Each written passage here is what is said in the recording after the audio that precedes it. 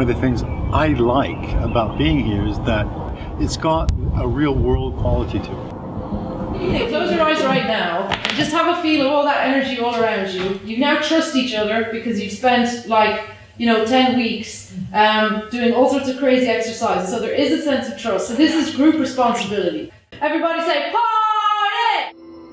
And you get a wide variety of lessons that can give you a really good understanding of the theoretic basis and the history of music, electronic music, improvisation music, how it has all evolved and how it all stands today.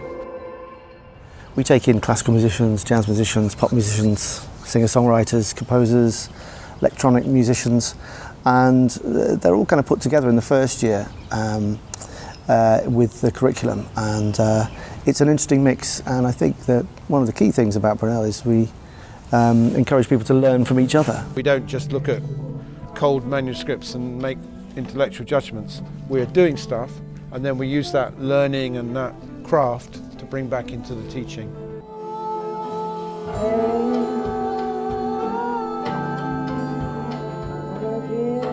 The people that teach you actually do the stuff.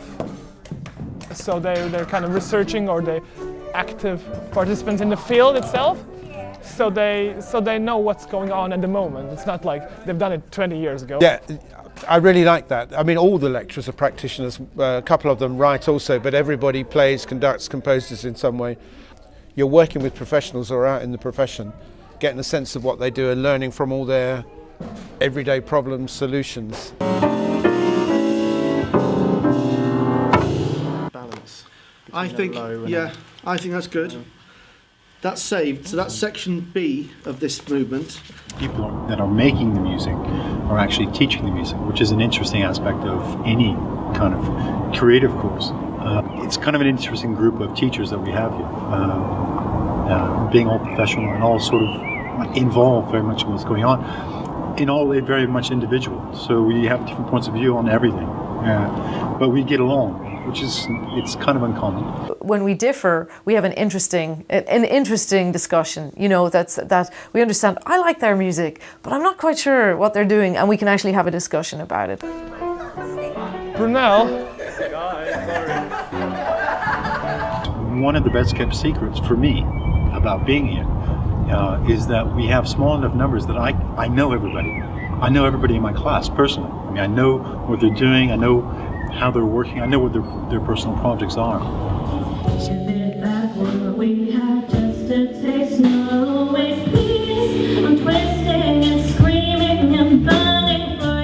The idea is that we're looking at the students and we're saying, how can we construct what they need to learn? How, we're always responding to their needs. So you try and figure out, what do they want to do that maybe they feel slightly shy about doing, or they secretly want to do. And I played in a lot of orchestras, and then came to Brunel and completely went the other direction. Now I work with electronics and I do programming, so I make my own interfaces. Introducing students to things they may not have heard before is one of our kind of key linchpins of teaching, so that they're starting to question what that music is. It made me more open to contemporary classical music, for sure.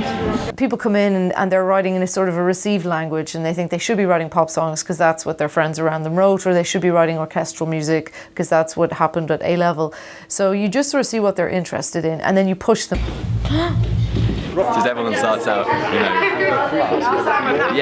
like timid and not really knowing who they want to be, and then by the end of the first year, I guess people are really starting to develop, they're away from home and all that kind of stuff, so they really know who they want to be, and musically that's such a big thing. It's up to us to challenge them, to say, right, well, you need to come up with this and you need to try that, and most of the time they listen. From the teaching that I've been doing has been performance-based, and I've also been doing some dissertation teaching. And I know that those particular modules are very much based in the students' own personal projects. And so we, as I said to you before, we try and encourage them to develop as much as they can, and also give them kind of reference points and sort of expose them to other types of art that they maybe didn't know about before, that would enhance their knowledge. I teach some musicianship, I teach conducting and realisation. That is my speciality, being a composer-conductor who works creatively with people, as well as beats. So that's my special module. I also teach orchestration, composition, and I run new noise. So what's that all about? Oh my God, Soca behind! We're making up our own duet here. I teach free improvisation. That was amazing. It's so good.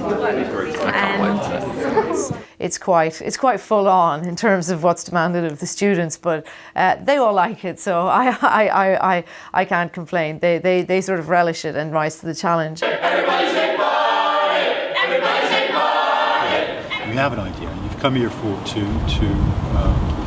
to develop this idea, or even to find out, where your idea goes. So you need to explore, and in exploring you need some tools. So these tools are things I'll teach you in class. I'll teach you how to develop certain things, how to do a certain basic level of things. And then it very quickly goes on to what is your project. We're dealing with kind of core issues. We're dealing with things about if you've got material, what makes it sort of interesting. And the great thing is that you get instrumentalists and sound artists working together. So you do get the feel of live electronics and acoustic instruments working together. Everything from an installation about cycling, through a performance with sewing machines and video, through a massive, huge improv performance with conduction and people making CDs, people making films, all sorts of things. So that's really wide. So I think what makes Brunel different is it's absolutely based in the present day, and then we look backwards into time, we look sideways into other cultures, but I think it's spot on because it's recognising that all the boundaries that used to be there 30 years ago are kind of breaking, and we need to look at and explore relationships between different genres, between different styles, and treat them all with respect and creativity. This for me has always been the best way of learning art. So I think that it has shown me, it has paved the way for me to walk and meet other genres that I would have never met on my own in such a small time frame, let's say.